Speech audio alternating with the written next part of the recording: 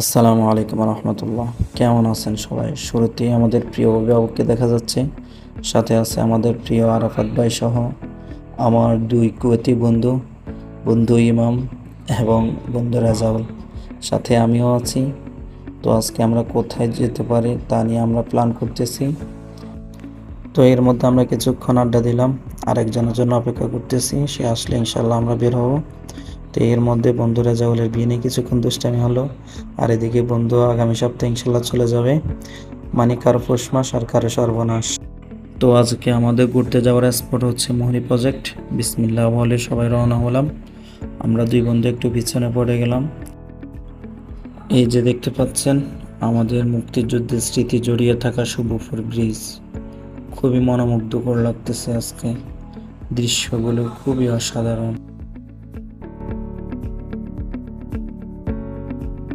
তো তেল নিতে আমরা আসলাম পাম্পে, আরাফাত ভাই ফোর্স দিচ্ছে।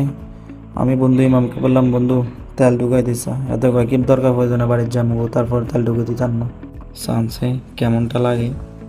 তারপরে শুরু হলো আমাদের ছুটে চলা গন্তব্য, আজ মোহরি প্রজেক্ট।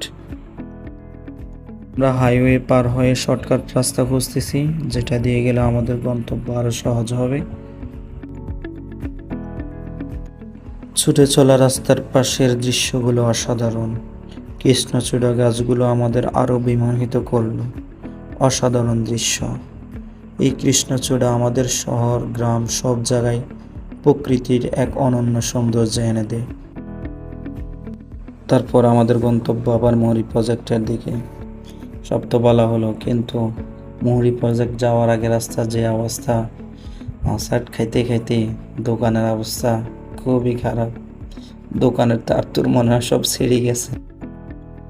তারপরে আলহামদুলিল্লাহ আমরা পৌঁছে গেলাম আমাদের সেই কাঙ্ক্ষিত গন্তব্যে। মোহরি প্রজেক্টের দৃশ্যগুলো আপনার ক্লান্ত মনকে উৎফুল্ল করে দেবে। তো আমরা যার যার মতো করে কিছু ফুটেজ নিয়ে নিলাম। তারপর আমরা সবাই মিলে কিছুক্ষণ ফটোশ্যুট করে নিলাম।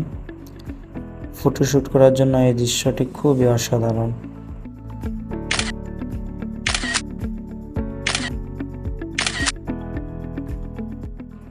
তারপর পৌঁছে গেলাম মোহরি প্রজেক্টের নদীর পাশে।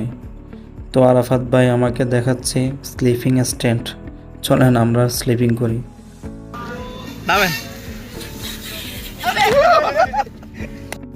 আরাফাত ভাইয়ের অবস্থা দেখে আমার আর সাহস হয়নি। বন্ধু ইমামকে বললাম, তুই যা, সে বলে এটা দিলে